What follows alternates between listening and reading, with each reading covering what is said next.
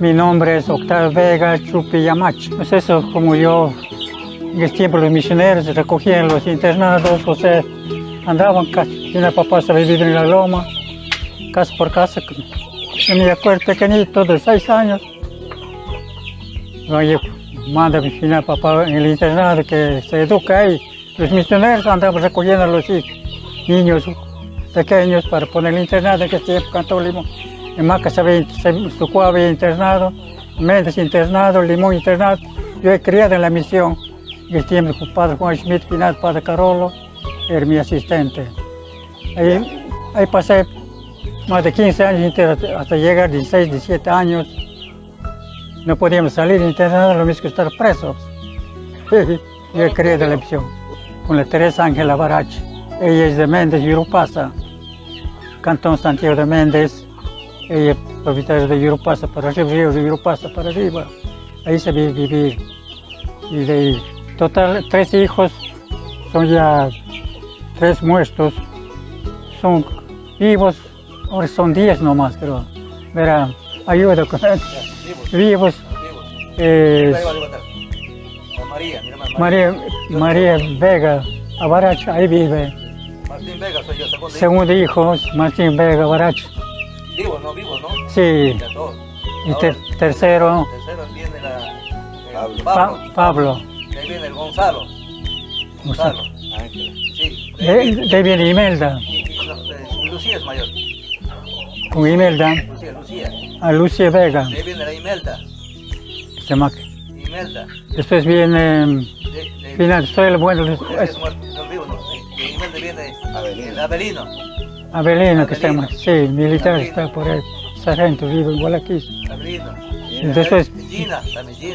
Gina Vega. Después está, ¿cómo se llama? El Adolfo. Adolfo, y el último que está en Super Violeta. ¿Cuántos están vivos? Hermanos son Juan Vega, de padre y madre. De mi final papá Chirep tenía 6 mujeres y hijos madrastros de otra madre. Somos algunos, pero de una sola madre. Vivos son Octavio Vega, yo, Virginia, vivo que está en Chubita, y está Puyo. Espera, Carlos Suárez está andando por allá, por donde diablos también estará andando, por Sucua, Macas, por allá anda. Tía Ángela. Juan Largo es último. O sea, yo no he conocido a mi abuelo. Mi final papá sabía vivir, mi abuelo José María Cuguchi se llamaba, alto de cuerpo. Ahí arriba hay un gas comienza para arriba que había vivido él así de Gualaquiza que habían bajado a vivir acá en Yungas.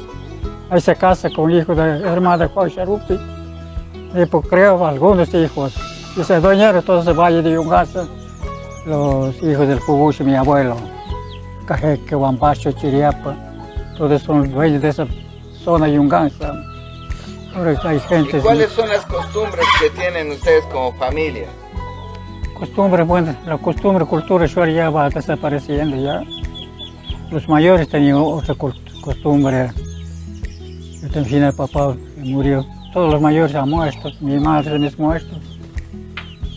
Ya costumbre casi van, ya estamos mestizando, ya va desapareciendo aquí en Yungas. Por adentro, por Chascotuco, ahí se mantiene la cultura usual. Pues de eso nosotros, mi final papá sabía contar que es tiempo que entre los misioneros españoles, la cultura de ellos han sabido, hay un árbol lechoso y que sabían golpear, hacer, sacar, y eso se vestían y eso se tapaban, sabía contar. Después, poco a poco, hasta el final papá y todos los mayores se van al algodón, tejían hilo, comenzaron a hacer ese tipo que tienen los achuares. Y al final papá también sabía hacer. Y es de algodón, hacer tipos, cobijas grandes. Y tarache también, eso mismo, de algodón. Primeramente comenzó con árbol, después, bueno, de final, como sabía hacer, tenía un palito para tejer el algodón y la algodón. Después tejer, hacer ese tipis. y cobijas, sábanas, cobijas, digamos. Como se vestían las mujeres de allí. Eso yo no vi, Josefina, papá sabía cuánto, yo también sabía hacer, me decía, antes que lleguen los españoles. Antes de las fiestas, claro, yo me recuerdo, acá al final papá sabía hacer fiestas.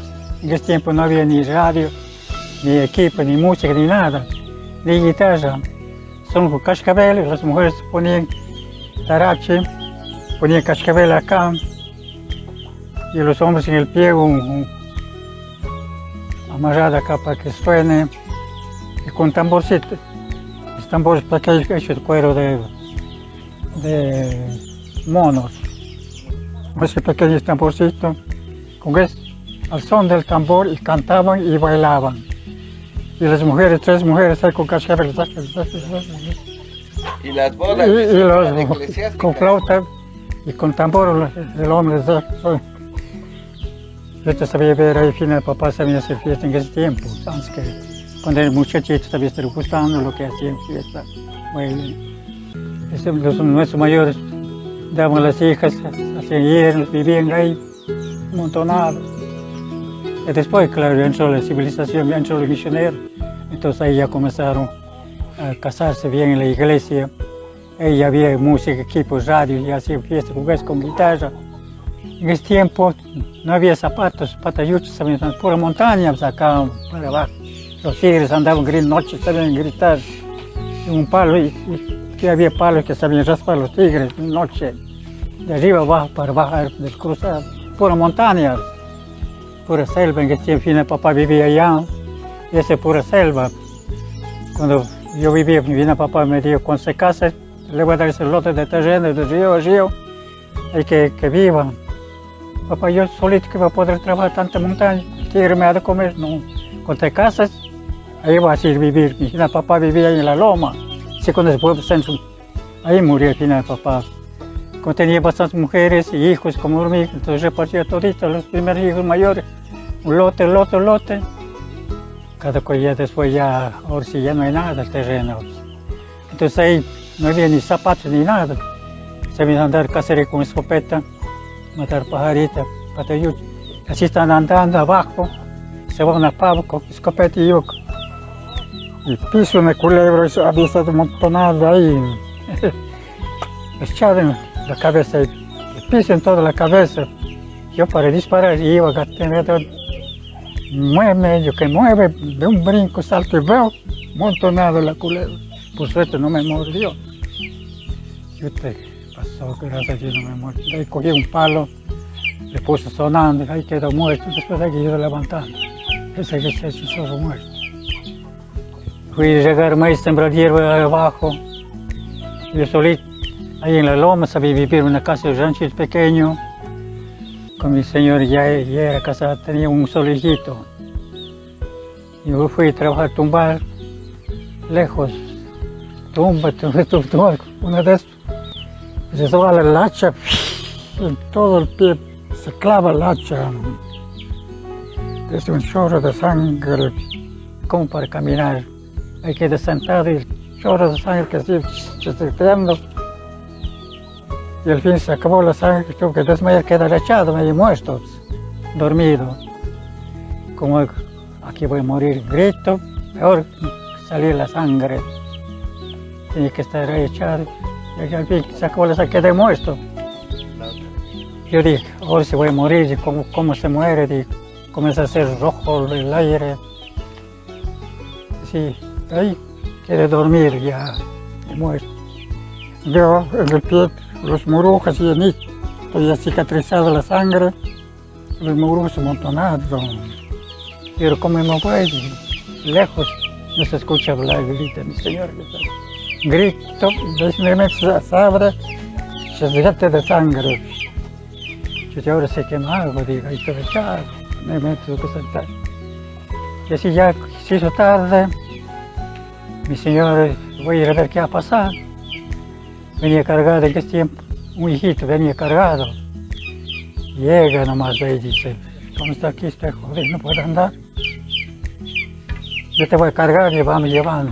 Y mi señor me ha pasado a cargar de lejos, cargar la guagua. y cargado. Yo tuve que agarrarme y avanzó mi señor valiente, cargado la guagua y cargado a mí. Avanzó a llegar desde allá, lejos. Sí, soy. Y de ahí ya estuvo mal. Le mandé mi cuñado y vaya a avisar al padre, voy a morir. En ese tiempo Padre Silverio, que soy está en Macas, sí conozco Padre Silverio, es italiano. De Limón en ese tiempo, un día de camino, que no había carretera, nada, un día de camino. Entonces mi cuñado vino y dice, yo voy a traer al padre para que le haga confesar. Ya de noche voy a llegar, dice, se fue. A la madrugada, y viene el Padre Silverio, que soy, ahí estuve en la loma, ahí, despacito.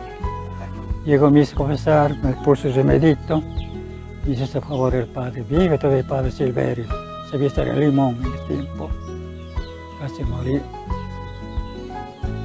y así pasó.